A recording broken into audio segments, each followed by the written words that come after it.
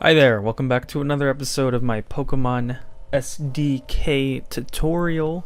It's your host Budjuice, and today we're going to be going over some mapping basics.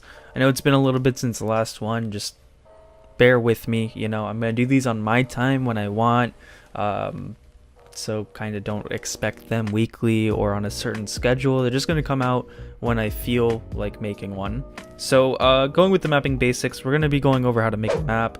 I don't want to go too in-depth with it, but I'll show you how to import tile sets and how to edit the tiles a bit, and I will also go over how to feed the information about the maps into RubyHost, because it's slightly complex. It's really not that hard once you get into it, but in the beginning I think RubyHost can be a little bit scary, especially if you're just used to how Pokemon Essentials works. And we're going to go over how to connect buildings with maps. It again isn't too much different than Pokemon Essentials, but it is different, and you got to remember everything is almost different when it comes to PSDK. So have your project open, right, and you're going to see all these maps here. So in Pokemon Essentials, how it works is if you have this, for instance, right here, village, whatever, I don't know why I picked this one. I should have just said center Pokemon. If you have center Pokemon, that's what would show in game. But in PSDK, it actually reads it from RubyHost. So again, it's a little bit different, but don't let that scare you. So I'm going to assume you know how to make a new map. But if you don't, just click on the main folder unless you want to, for some reason, build off of these maps. And go into a new map, make it whatever size you want. We're just going to go with the minimum one here. And we're just going to name it test map, right? So if you go into the map properties, you can set the background music. We're not going to do that just because I don't have any background music. I guess I should do it. So here, we're just going to pick bicycle. Well, you guys can't hear it. I just realized that I have my desktop. So we're not going to go over that. But you can pick it, and I don't know if PSDK has all of them already looped. I'm going to assume probably not. That would be a lot of work. You might have to loop them yourselves, and we'll go over that one day on how to loop OGGs, because it's pretty simple. Here you would set the tile set that you want to use. These are all going to be in French. It's not too big of a deal. Exteriors, obviously outside. Center is the Pokemon Center. Grade, I think that's a cave, because I know this means ice cave, so this is cave. 4th gen interiors and a 4th gen ville. I don't know what ville means. Sorry, I can't think of it. It's been a little bit since I've looked at these things. So we're just gonna go with the I guess we'll go with a cave, just so I can wait here. Let's see what this one uses, and then we'll be good. Ville. Okay, so it just means a village. That should have been pretty self-explanatory. So we're gonna pick Ville, right? And we're just gonna put down on the first layer, we're just gonna put down some grass. I really don't want to get too in depth with how to make a map. That could be its own separate video one day. This is really just how to connect the map to your game. So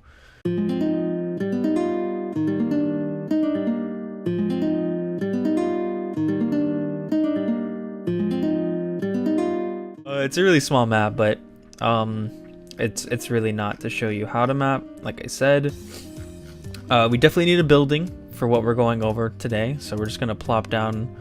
Oh, I did this all in the 3rd layer. Whoopsies, I should not have done that. Here, we're gonna move everything to the 2nd layer, just like that. Pretty simple. You can you hold right click and you can expand what you're grabbing. So for instance, if I grabbed this and then I just went over here, works like that. Control Z undoes stuff. I don't think you can redo in you can't redo in RPG Maker. You can only undo, so be careful with that. You don't want to undo too much and have to redo everything. And we're just gonna put this over there. So super small map. It's really not showing you how to map, but how to do stuff with it. So as I said, here is the test map. If we look at the map ID, it says ID is 14. So now we're gonna open up RubyHost, which I already have open. Very, very important. You need to open here, just say yes, and make sure that it's on your PSDK's game. So make sure you click game and do open. It'll set it here to be, it edits the right files. If it's anything else, it's not going to edit the right stuff. So make sure you do that. I don't think I covered that in a previous video. Oh, I've also updated RubyHost, so you might want to re-download it. So we're going to go into the zones. I think I added this button. I'm pretty sure it wasn't already there. So this makes it a little bit easier to edit stuff. It takes you to the right thing to edit. So here, as you can see, this is the grotty, which is the cave, I think, right? Yeah, it's a cave. So when it comes to a cave, you're going to want none of these ticked. It will allow you to dig, but it won't allow you to fly, and it'll also allow you to teleport out of the cave. Very important stuff. Here we have the Pokemon Center. You want teleport, fly, and dig disabled for all interior maps. This is very important. You don't want this ticked, but you want this ticked. If you need to, make sure you go back and look at previous example maps that Yuri has put into the project, so you get more of an understanding in case I do miss something. And then we have the village here, and you would want the fly allowed, dig disallowed. These are important. All exterior maps should have this, all interior maps should have this, and cave should have neither. Very, very important. I don't know what this is. I haven't messed with this. I'm assuming what this means is the region map. When you look at it, maybe this, if you're in this village, right, it would show on the map these coordinates or something like that, like, you know how it shows the face on maps. I think that's what this does. I haven't actually messed with these yet. I can't give, you know, 100% certainty in my answer, but that's what I'm gonna assume. That's what it does. I haven't messed with automatic weather. Again, these areas right here can be in a separate video if you guys want me to cover that. I'll just go over a little brief descriptions, obviously, but I don't know how to use this yet. I haven't been told what they are. I haven't needed to use them. And flight data sounds pretty self-explanatory. So when you fly to this area, it's going to drop you off at this X coordinate and this Y coordinate, which typically is in front of a Pokemon Center. So wherever your Pokemon Center is, you're going to want to put that as your coordinates. So pretty simple. So like I said, I think this map, if we go back to the map properties, is 14, which means that we need to go back into here and we need to actually add, and you see it's going to have all these names already, but we need to get to 14, which already has a name, Santaloon Forest. Not a big deal. We can edit that because we're not actually using that. Did not mean to do that. So click edit name, and it's going to take you right here to the 10th text file, which is the name of places. And if we go to text ID 14, it's going to be Santaloon Forest. Oh wait, actually I messed this up. You don't need to do that. You don't need to do that. So we're just going to delete these, which, you know, that's what this minus button does.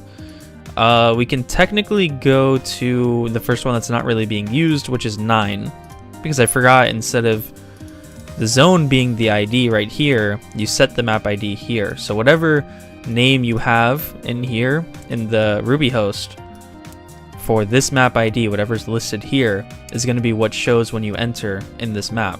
So since this one's not being used, number 9, we're just going to go to 9 real quickly, and we're going to edit it to be our test map. As you can see, this is all lowercase. We're going to do it like this just to show that it does show different things. Make sure you hit save and then exit, and you'll see the test name there changes. And if we go back, if we technically exit out of RubyHost, or exit out of the zones and then reopen zones, and then we go here, you're going to see that the name changed. It doesn't change automatically because I don't know why it doesn't. I know it updates this. I don't know why it doesn't update this, but like I said, this doesn't really matter. This is going to be the same name as this in the end, and this is the one that's going to be displayed. So again, the map ID is 14.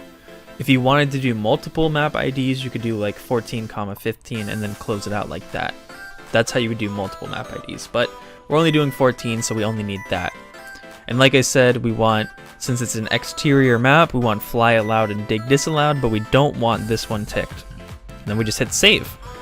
And then now we're going to have no way to get here yet, but that's not a big deal. I could show you how to do map connections, but I didn't actually connect this to another map yet. So we're not going to do that yet. Map connections will be in the next video. It's a little bit more complex. So with that being said, I like to use what I've been given. So we're just going to rip this, right? This door, and we're going to put it here, right? And as you can see, there's some comments, and it's all in French, but it's not a big deal. You don't really need to read this as long as you understand what these things do. So this right here uses a black and white in-out transition. You want these on whenever you go into a building. You want to turn them off when you're going outside of a building, if I remember correctly. But like I said, we have been given these resources, and we're going to look at them just to make sure that I'm doing it all right. So you want map connections disabled whenever you do go inside of a new map, or sorry, whenever you go inside of a building. And then this is the actual warp. So we don't have an inside map yet, but we could always make one. So we'll do that real quickly. Or maybe we won't even make one, actually. We'll rip it, because that's how lazy we're being. Oh, he does not... There is no inside map. Okay, no big deal. We'll make our own then. So we're just going to do a new map inside of here, and we're going to name it interior, or inside. It's just what we're going to name it. Because it doesn't really matter. It could be anything that you want it to be named.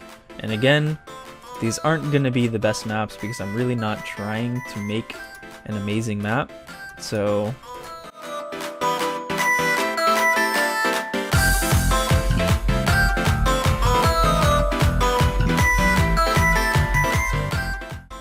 everything that's white is going to be black, so it's not really, actually, maybe it won't be.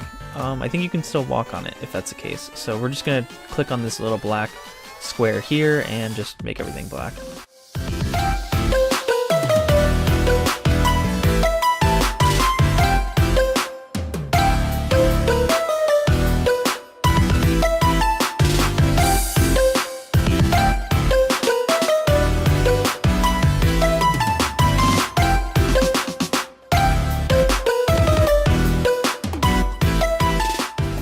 We go. This is our inside map, so we need this map, this door right here, to connect to this map. So what we're gonna do is we're gonna go in here and we're just gonna edit this. This is all we have to do. Edit this, go into the inside map and click on there. That's it. That's all you have to do. And then we're just gonna hit apply. This, I believe, makes it to where there's no shadow on the event, because events automatically have shadows. So if you don't want a shadow on your event, which normally you don't for doors, you need to have this little sign. It doesn't really matter what the rest of the name is. It could be anything. So we're just going to say to inside. Again, could be anything you want. And then we're going to go inside the Pokemon Center real quick, grab this one, then go in here and put this here. So as you see, when you go outside, it turns off the map connections. It warps you to a specific, all these specific things, right? These are all pretty important stuff. And then we're gonna go in here and hit to the test map, and it's just gonna take you in the front door. And it's that simple. Again, it's really not hard. You just need to go back and use old resources that you've been given, and it's not a big deal. So this map ID is 15. So I guess what we could do is we could go to our test map, add a new one, right? Make the map ID 15. And since we're inside, we want, I think it was this, right? And then we're going to go to edit name, and we need to go to number 10. So we're just going to type in 10 and go to go to, and we'll do test map inside, right? Another thing that I've kind of forget to do very often, but it's very important. As you see, there's all these different panel IDs, especially for new maps like the exterior. So we're just going to copy again what it uses for the exterior, which is 5. So for a test map, we're going to do 5. This is actually very important. I've forgotten to do it a few times, and it causes some issues. So make sure that you have a panel ID. You can mess around with them. They go to, if I remember correctly, they go to one of these graphics. We'll go to the, is it a window skin? Yeah, here we go. So these are the panel IDs We have 1, 2, 3, 4, 5, 6, 7, and 8 currently. You can make as many as you want, and it's going to read it based off of this. Just make sure that it's named panel underscore and the ID number that you want. Since we're using 5, it should show us this little wooden thing here. Almost looks like a sign. That's what it should show. And when we go inside, maybe we'll use panel 3, maybe. If you don't want it to show anything, technically, you can not have a panel ID here. So if there's no panel ID, it's not going to show the name when you enter the map, if I'm remembering correctly. Didn't we already set this to be like this? I thought we did. Yeah, okay. So now we're just going to close this and we're going to reopen it just to make sure that all the names, have changed properly. They did. These are set correctly, so we should be good. Now to make it to this map here, this test map, I'm going to change something just to show, how to get there. So we're actually going to change this to take us to the test map instead. And we're going to take it right here in front of our house. So just so it takes us there. We're going to hit play. And I believe we're going to have to go through the tutorial because I haven't saved. Another thing that's kind of interesting about PSDK is that it doesn't take you to... So when you save a game in Pokemon Essentials, it does it in your saved games folder, while in PSDK, it does it in the root folder and a folder called saves, which I can show you right here. So this is where your game will be saved. You may be able to change that if you really wanted to. And maybe I'll do a tutorial on that too, but that's where it's saving it currently. So let's just say yes to everything. We're boy. All right, it tells you what to do for your own tutorial there on how to set it to where it changes, right? So we need to go through here, and here we go. So we're going inside. It works perfectly fine. No worries whatsoever. And when we go back outside, it takes us here to our test map, and as you see, it shows it in the top left corner. When we go back inside, it does this cool little zoom in effect, and it doesn't show the map name in the top left corner. So if you wanted to show the name, you have to do the panel ID. If you don't, for interior maps for example, you want no panel ID. In the next video, we'll go over how to insert your own tile sets, how to do map connections, and the more complicated stuff. But this was just to show you how to feed the information from your project into RubyHost so it actually works, and how to get the doors and whatnot to work. Hopefully you guys learned something. I do not know when the next video will be out, but that's what it will be on. Like I said, map connections and tile sets. We'll go into tile sets a bit. I think I might have said that we were going to do that in this video, but we didn't. And if I did say that, I'm sorry. But we're moving along, and that's what's important. So if this video helped you at all, make sure to leave a like and sub, and I will see you in the next video. Bye bye.